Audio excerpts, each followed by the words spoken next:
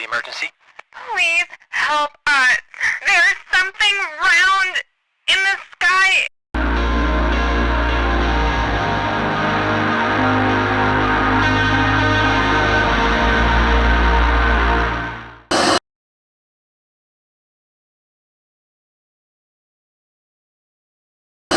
Okay, All right. good to go.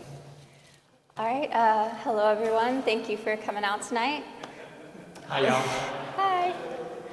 My name is Fagiola, and tonight I have the pleasure of interviewing Ezra Kellerman about his exhibition here, Harbinger Dreams. So I'm just gonna introduce Ezra. Yeah. If you're like me, we're asking ourselves, whomst the fuck is Ezra Kellerman? Well, here's some data that may or may not clear that up. Ezra was born in Louisville, Kentucky, and grew up in Bowling Green, Kentucky. He graduated from the University of Kentucky with a BFA in studio art in 2004 and received an MFA in studio art from Louisiana State University in 2008.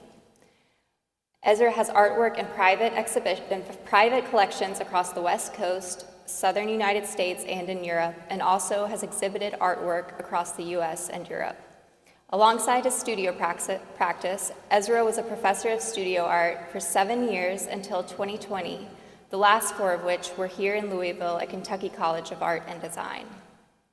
Ezra's studio practice is vast and at times has led him into a variety of artistic opportunities, some of which include various public artworks on multiple continents, featuring in a commercial ad for Corbel Champagne, and working on various television and movie productions. Ezra is also an avid ufologist, famously a longtime confidant and friend of Shaquille O'Neal, and in 2022, former President Barack Obama referred to Ezra as quite possibly the greatest living artistic joy in our nation, in our entire nation. Yeah, that was wild. Still haven't really recovered from that last one. So Ezra, Yeah. what is Harbinger Dreams? Can you break down the title for us and the meaning of this show? Yeah, so you want that artist statement like right off the bat. Yeah. I'll hit you with a little appetizer, then we'll get right in the entree. So, this is a autopsy and pseudo-lamentation of the dead dream vaporwave. And I like to say that dream was resuscitated to provide an acute expression of our newest reality, which is extraterrestrials are real and they're on their way, so we should quit being greedy jerks to each other. And the title itself, I'm sure we'll get into some, without really being too long-winded, but it's meant to have an ambiguity, a duality, whether it's a noun or a verb, and it's referencing some of the influences of pretty specific artistic genre that influenced the show called Vaporwave. And it's mining of the past for signs of fraud in the present. So kind of, hindsight, harbinger of hindsight, so to speak. Yeah, so the word harbinger suggests that you're signaling something to come, and yet within this work there's a provocative mix of retro and futuristic aesthetics, nostalgia and hope, regret and anxiety. How does this exhibition interface with the past, present, and future? Yeah, pretty much what I was just implying with the term harbinger being more of a hindsight or an autopsy of something, as opposed to like a prediction or a prognostication. So the future is a little difficult to talk about as far as it relates to this kind of bending of time or the blending of times. Definitely the past and the present linked, so he can go back and mine the past for signs, why today is failing, or at least if you think that there are issues and problems and failures in today in your situation, but you can go back in the past and be like, oh man, writing was on the wall 20 years ago with these certain things. It really has a way of pulling the past into the present, right? And then causes you to maybe reassess the situation you're in now as well. So trying to juxtapose the idea of past and present definitely is something I intended with each composition in the artwork. And I don't want to say that I was like making future sci-fi looking stuff, but that kind of enigmatic placeholder that, you know, consideration of the future can come when you're really focused on the past and your current situation. You're trying to think, man, how's it going to get any better? Is it going to get any better? Does it need to get better? Yeah, that's how those things are all related. Cool. So it sounds like I'm hearing some things that are relating to vaporwave. So can you tell us briefly, what is vaporwave? Yeah, has anybody heard of vaporwave before? Yes.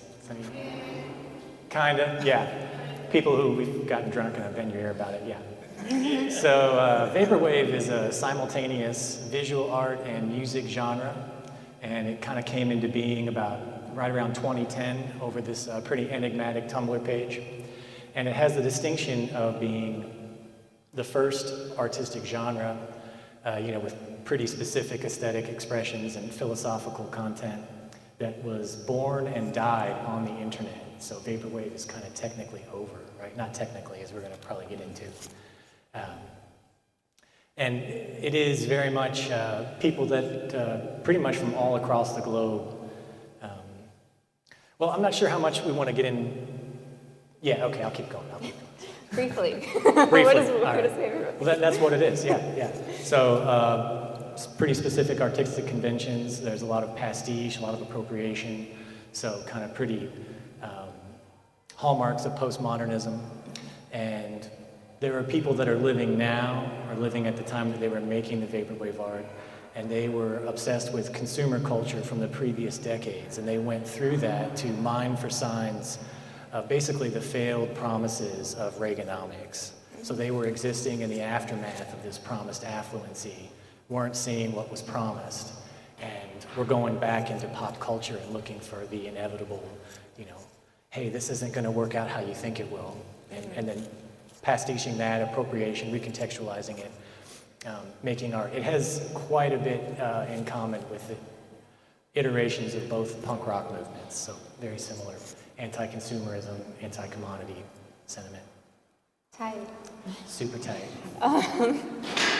So is vaporwave dead, or is it in the room with us today? Oh yeah, 100%. Just like punk rock is dead, right? I mean, the aesthetics will live on forever because of postmodernism. So you can make, you know, vaporwave-looking things. In fact, the aesthetics it's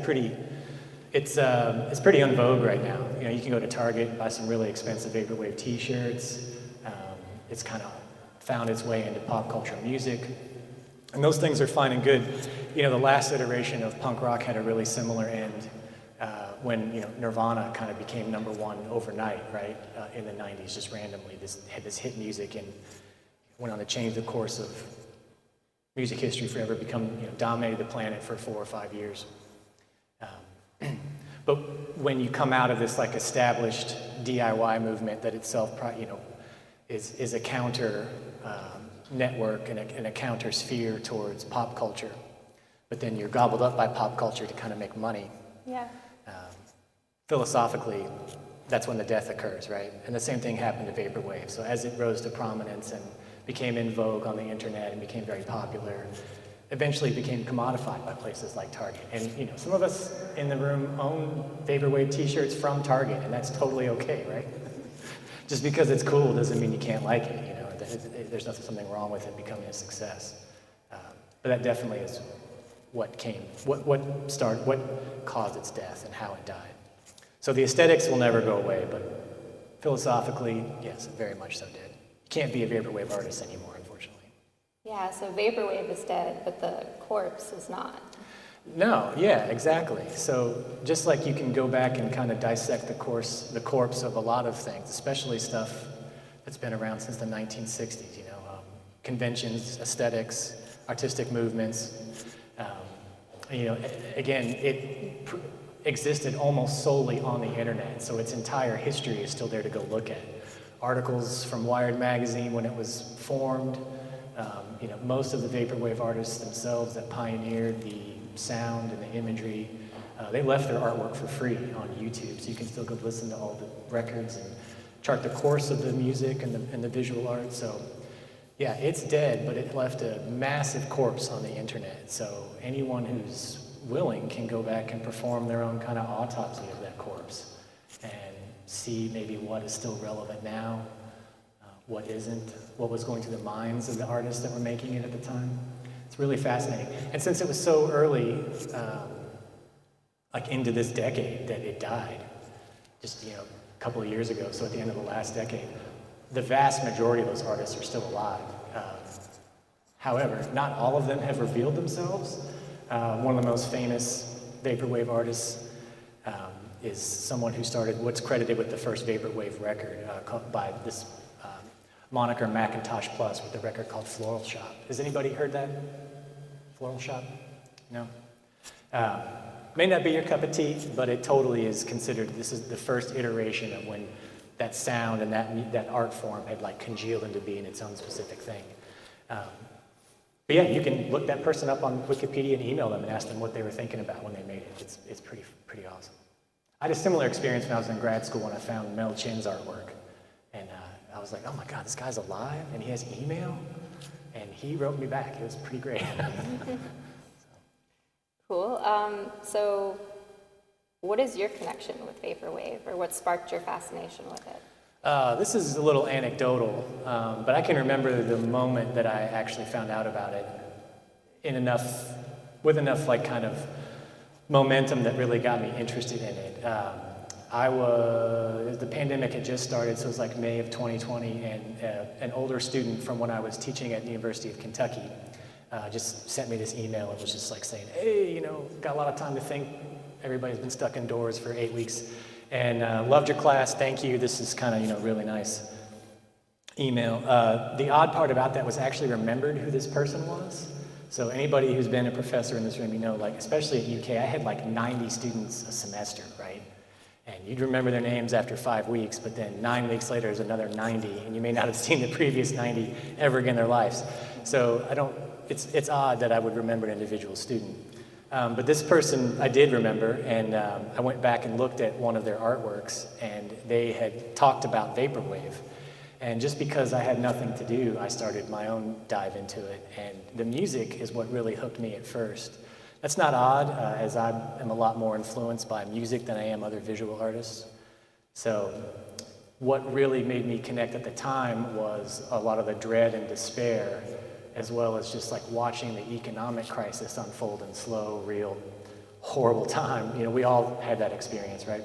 And that's exactly what this music was talking about and describing. And it was also, just the aesthetics of it sounded like you're in a haunted mall with a rave going on. So while I was cooped up and, watching these events unfold that we were all exposed to, I had this specific soundtrack that I was getting more and more obsessed with. And yeah, that's where it began.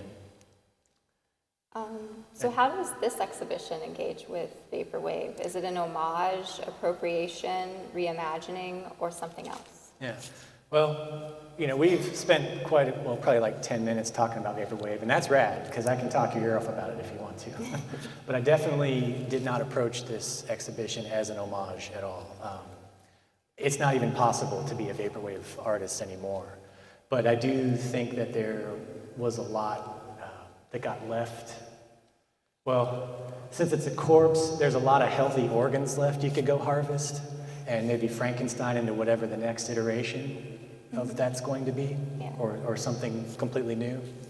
So that's the intention with this exhibition. It's not completely about vaporwave, but there was quite a bit that I thought, especially with the initial experience I was just talking about, of being caught up in the pandemic and taking deep dives into it. There's a lot that is still relative to experiences many people across the planet are having right now. Okay, so what are some of the key ways that you chose to express the findings of that autopsy in this work? A lot of juxtaposition, as you asked in one of your previous questions. Old and new technology, putting it together in individual artworks, referencing older conventions of advertising. And a big kind of aesthetic in the vaporwave is like early iterations of computer-generated imagery from the 80s and 90s, right? So like really bleak, kind of surreal desert tropical landscapes, a lot of geometric simple shapes, but with maybe really kind of canned and trite textures like zebra prints or a lot of gradient colors.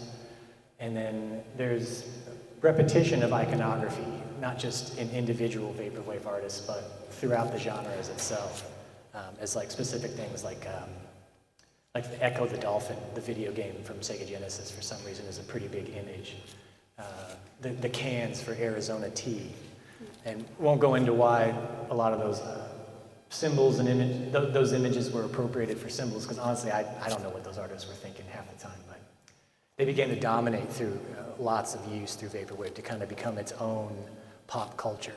Mm-hmm. So on a micro level, that's why there's a lot of repetition of imagery in my artwork as well. And just the whole idea of being against commodification. I wanted to kind of turn that on its head and make things that looked like they were commodities themselves, like maybe more products or advertisements in a way. Mm-hmm. All right, so let's get into some more of the specific artworks in this space. So why did you choose not to include sound in your video? Oh, yeah, so the videos are supposed to reference ads. So I thought, looping aspects of maybe broader ads, like small mini GIFs. And I do know that when you hit on certain websites or go into some cities, certain billboards, or there's auto sounds, but that is like just such a hellish experience for me that I didn't want to replicate that for anyone. So I thought they were also a little more haunting and contemplative if they had a rhythm to them, their own, and without any sound, a visual rhythm. Cool. What about your use of searing and ambient light in this exhibition? Yeah. Well, I like the juxtaposition of both. The searing light specifically on the three-dimensional artworks towards the back of the space are meant to evoke like an unnecessary upgrade, like a luxury aspect, a component of something that really doesn't do much. It might actually kind of inhibit your experience with the product, but you got to pay a whole lot more for it. So I integrated that into the entire composition, but it is supposed to be, from a distance, competing with your experience of what's on top of the pedestal. So it's repeated all the way through each composition as if they're a part of the same line of products. All right. The new Corolla with the same radio. Yeah. So what about this piece, Light Lines, with the grid of the fly face surrounded by this neon-like light? Is that meant to invoke something specific? Yeah, I see images like that all the time in my neighborhood, like derelict like liquor stores and old retail spaces, but the lights still work, and there's like this peeling advertisement from some cigarette company from 15, 20 years ago. So it has this weird stasis, it's kind of like this bizarre IV. It's a totally usable space that still has power, it still turns itself on, but it's utterly useless. Visually captivating for me. So that's what that is supposed to reference. Yeah. And I kind of leaned into the presentation of it being a billboard as well. All right. Can you speak to the repetitive use of certain iconography in these artworks? For example, the fly and the skulls. Like, who are these icons, and should we fear what's to come? Ooh, yeah. I don't know if you should be afraid of anything. I don't know. That's a broader existential answer. I'm gonna have to gear up for that one. So, why? Well, they are repeating for the similar thing that I talked about. Is influenced by some of the artistic conventions, aesthetic conventions of vaporwave. But that's also a little bit of how my artistic process works, is that one thing begets another. So as the exhibition was formulating, I saw, as the individual artworks were kind of becoming clear, a repetition of imagery, and it felt really satisfying, and it felt just correct for me to use them in a way that had the duality, maybe, not so much an ambiguity, but like a coin has two sides as well. So for example, the fly, I keep talking about corpse and an autopsy, and I'm sure all of us at some point have encountered something dead on the road and it has flies on it, right? So that's a really great thing, because the world would be completely covered with dead shit if flies weren't there to eat that stuff and take care of it for us. But at the same time, culturally, at least, in America, we have this kind of idea of a fly as being an annoying, like a small thing with this amazing power to ruin any situation, right? A fly in your soup, a fly in your ointment, like somebody's personality is buzzing like a fly. So it has both of those meanings depending on which artwork it pops up in. Yeah. And that's a little bit how I see advertisements as well.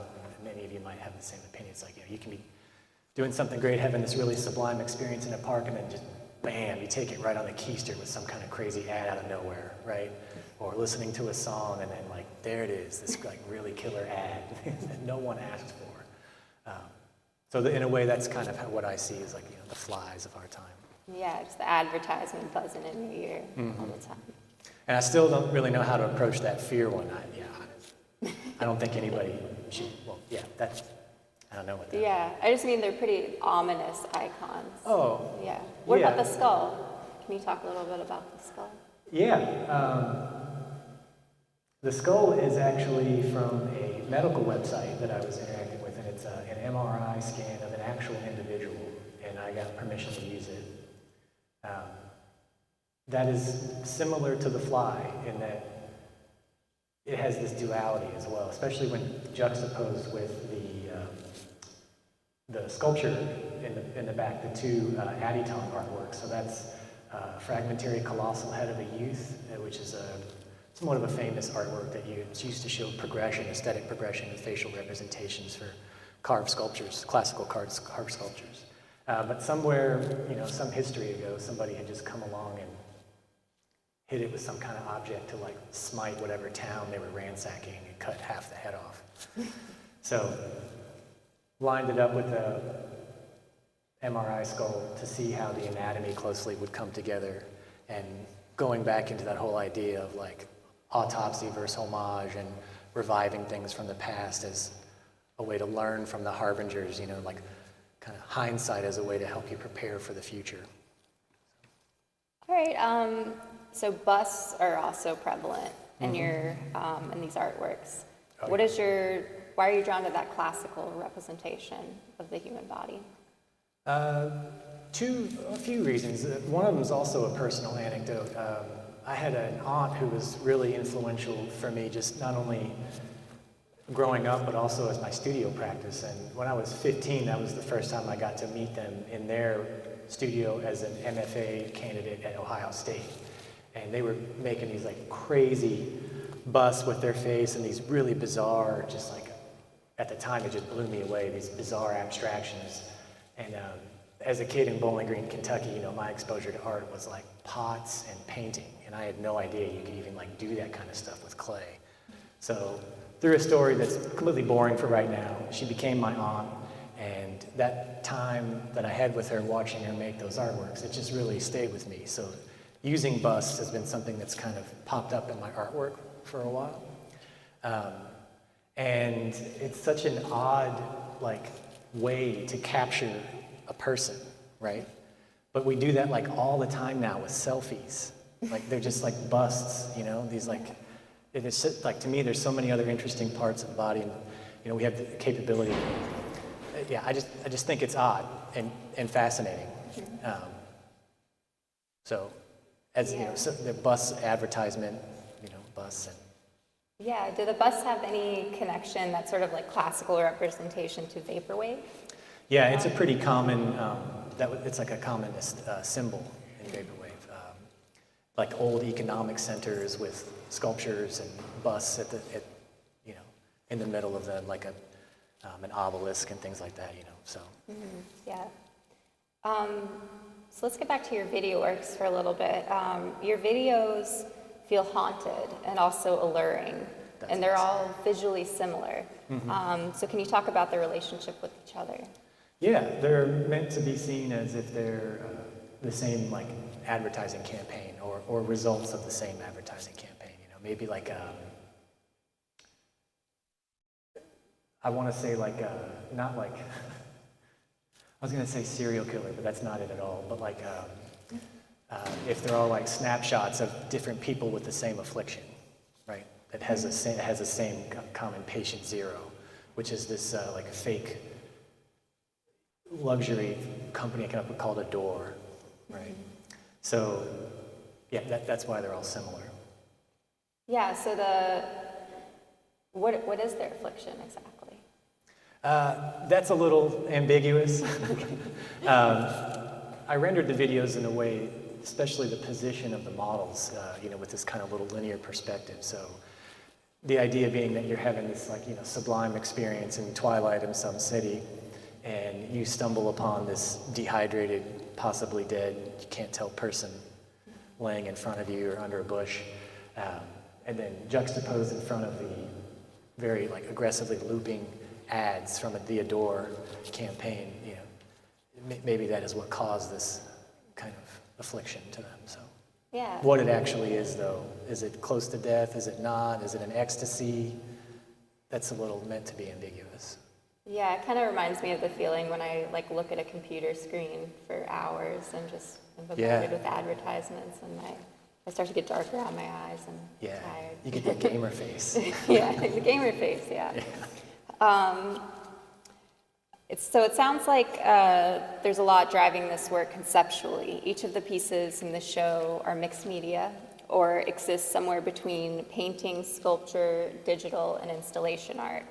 What roles did material and process play in the manifestation of this work?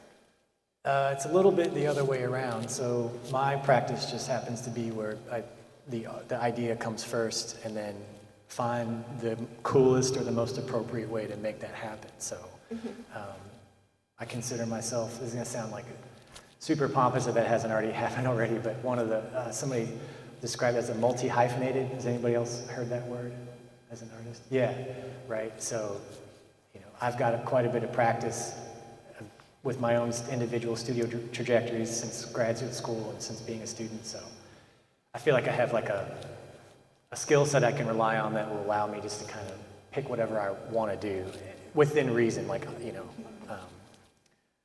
I'm not going to fire up CERN or anything like that. But if I needed to do that, I could just maybe talk to somebody and collaborate, right? So that's just kind of how I work. Artworks are always just more interesting to me if they have more than one media, if they're not on a screen. Yeah, so did the specific materials you chose for these pieces, did they have some connection to what is their connection to the concept? Oh, okay, yeah. Well, probably a good example of that would be the faux marble PLA that I use. So I had found some 3D printer ink with PLA, and it has this you can tell it in the skull and in the Aditon sculpture in the far back right of the space. So it has this it looked like it's carved of stone, but it's actually just printed on a 3D printer. And I felt like that was a really pathetic and cheap facsimile, right? So this whole idea of kind of making these products that feign this luxury and have this false connection to the past, that was something that was really important. So. All right, the installation choices you made for this show seem to amplify and collaborate with the architecture they exist within. The use of ceilings as projection surfaces and the illumination of structural elements. Are you creating an environment? Will you talk more about those decisions? Yeah, it didn't come about thinking about it as an environment, but that's maybe something I'd be interested to hear anybody who's experiencing it for the first time, if they feel it's an environment or not. It definitely wasn't thought of as an installation artwork, but as the work got brought into the space, into Carbon Copy, I had 3 people, yourself was one of them, Shohei Katayama and Andrew Marsh, who were constantly pushing me to find ways to adapt the space to the artwork as well as adapt the artwork to the space. And that's where the backlit LEDs and utilizing the architecture itself as projection spaces and some of the ambient fog, among other things, that's where that kind of came from. So it was something that was really organic, that is still difficult to kind of articulate because it just happened during the installation of the exhibition. It wasn't planned when I was developing the artworks at all. Okay, rad. Yeah. What should we walk away from Harbinger Dreams feeling? Oh, well, hopefully everybody has a good time looking at it, number one. It's visual art after all, so that would be great. But definitely hope from death, and I don't mean that as in like, doesn't have to be physical death, but like, you know, we've all have had dreams die or situations die, or like, not to reduce it to something totally unnecessary, but like, your plate of nachos dies, you don't have the experience that you want. And those, you know, you can't compare somebody's suffering with someone else's. That's not the thing to do. So whatever that is for you, hopefully you can turn it on its head and feel as empowered by it as you're able to. And then also, it would be great if everyone could maybe just assess their own roles as consumer and as a commodity. All right. Thank you, Ezra. We can open it up to the audience for questions now.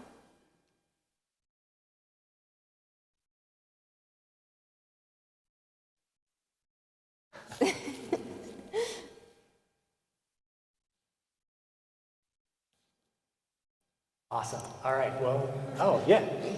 Just talking about vaporwave, which is not something I don't think I'm familiar with.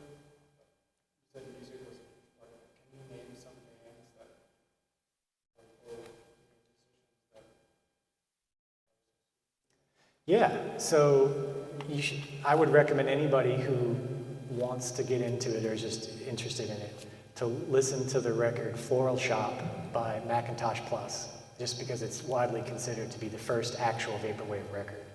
Precursors to vaporwave influences this genre of music called C-punk, and specifically a band called Washed Out, so that's kind of where you're getting into.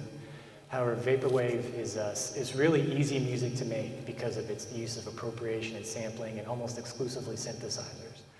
So start with Floral Shop by Macintosh Plus, a contemporary artist who was around for all of that but hasn't changed their moniker and is still making work under the same handle as Telepath. And they're one of the few vaporwave artists that you can actually find on Spotify. But there is a YouTube channel that only has 4 videos on it. Each one of them is a curated playlist of specific vaporwave songs that kind of breaks it down into 3 or 4 different subtrees. And I would recommend you start with one called Neon Palm Mall, and the channel is Spliff Radio. It has nothing to do with smoking pot. I have no idea where that name came from. It's rad, the name's rad, but each one of those, I think the other, there's one called Midnight Television, so a lot of the music samples like Muzak from the Weather Channel, put over like disco beats, and then the other one is called New World Order, which is, it was in vogue for vaporwave artists sometimes to sample like old like employee training videos and things like that and make music out of that. So some of the hallmarks of vaporwave music, or the conventions you could say, is the most notable one is probably like sampling a song, like a recognizable song or recognizable jingle, and repeating it in a way that just maybe parts of the first verse or some of the refrain repeat. You'd never get to the chorus. So you're just kind of stuck in this waiting room, right? And that is like kind of a transient effect that is pretty endemic to the vaporwave experience. Yeah? I have, yes. Next question.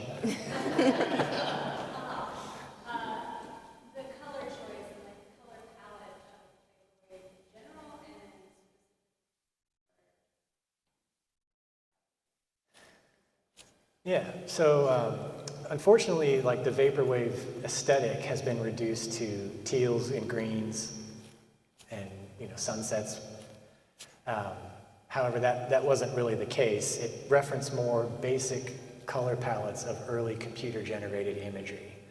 You know, again, stock textures that, you know, look ridiculous now, like fake marble zebra print, you know, the kind of like warped twirl, things that you'd see on a binder, you know, when you were in middle school. So how I utilized that into my artwork was a lot of gradients, colors. So there's gradients in this artwork right here. There's 3 sets of different gradients, and on a lot of the other artworks in the back. Yeah.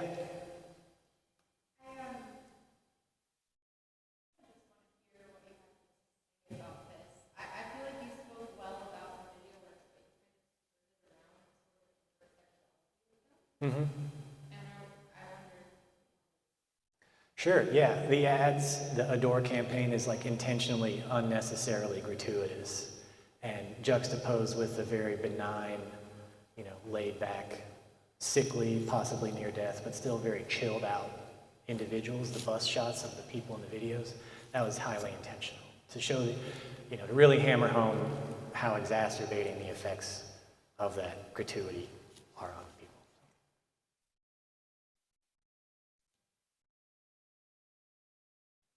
Anybody else? Oh, hell yeah. We'll just start here and go around anti-clockwise. I know Vaporwave, but I'm getting a lot of reference to like 1980s, like sci-fi.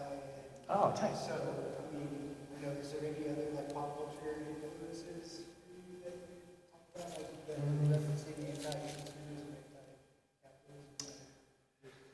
Yeah, there was a pretty rockin' Revlon ad campaign from the late 1980s. That's a little influential to me. But as far as like overt, like if I were to say Star Wars or Transformers. Like the fly specifically and like the colors in the video, like I get a lot of Harbinger, like video drone and wondered if that was going on. Oh man, well now I want to say yeah, but it wasn't an intention. Well, I know just from knowing you and like your interests, so I didn't know if you had Yeah. like outside. So that's the main question. Yeah, I don't want to make this talk about that, but I do think about like the existence of aliens like all the time, like every day, more than would be healthy probably. So I think that ends up like that pops up in the art that I make, right? This kind of overall affinity for things sci-fi, but there's not a direct inspiration. All right. Does any art movement really die anymore? It seems like Yeah, that's the thing with that. It's a philosophical death, right? You can't go back and be a punk rock person anymore, but you can certainly make punk rock music, but you can't participate in that movement. You can't be a punk. That doesn't mean that that's off limits for you to be inspired by, or that it can't spawn the next great thing, right, at all. But that's the thing with postmodernism, is like, it's all there for you forever, despite the fact that its social influence and social relevance is very much dead. In the case of Vaporwave, when the whole point is to combat consumer culture, but then you become commodified by things like Target, the philosophical stance is over. It is dead very much. And unfortunately, the whole, there's tons of subreddits and communities on the internet you can go to, and the reduction that happens of Vaporwave down to just like very basic aesthetic principles that weren't even cornerstones of its foundation is kind of unfortunate.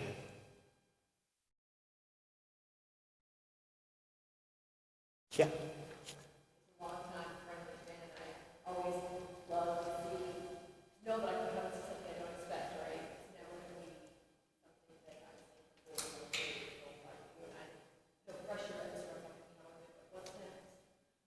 What's next?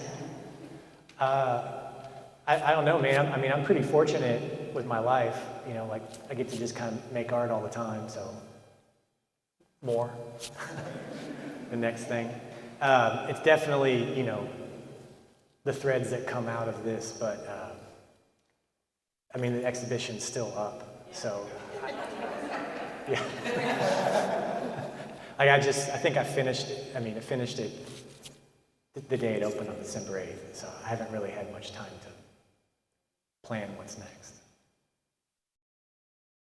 I'll work on that, because I've known you for a long time too, and I've seen you grow grass in galleries, and I've seen this hero series that you produce, and flying machines and mobiles and that kind of stuff, and it seems like to me that every time you come up with like a show, that there's like, just as you had said, it's always very unexpected, but it's unique. And so maybe you could talk more about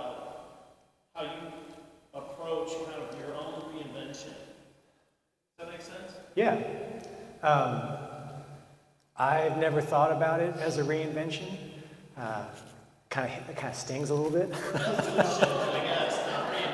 But I think going back to feeling like I'm part of the multi-hyphenated, right?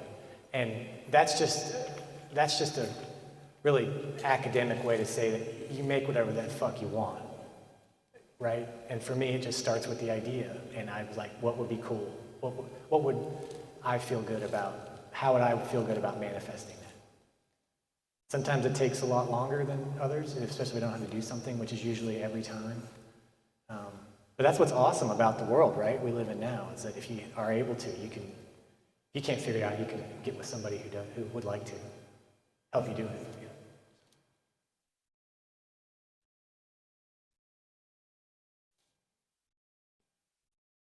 Anybody else? Awesome. All right. Well, I really appreciate everyone showing up. This was great. I hope it was informative for you all. And if anybody has any other questions, I'll be around. Please help yourself to some wine and check out our merch table, where we have t-shirts, 2-dimensional prints, and 3-dimensional prints as well available for merchandise from the show. It's just money, and you can't take it with you.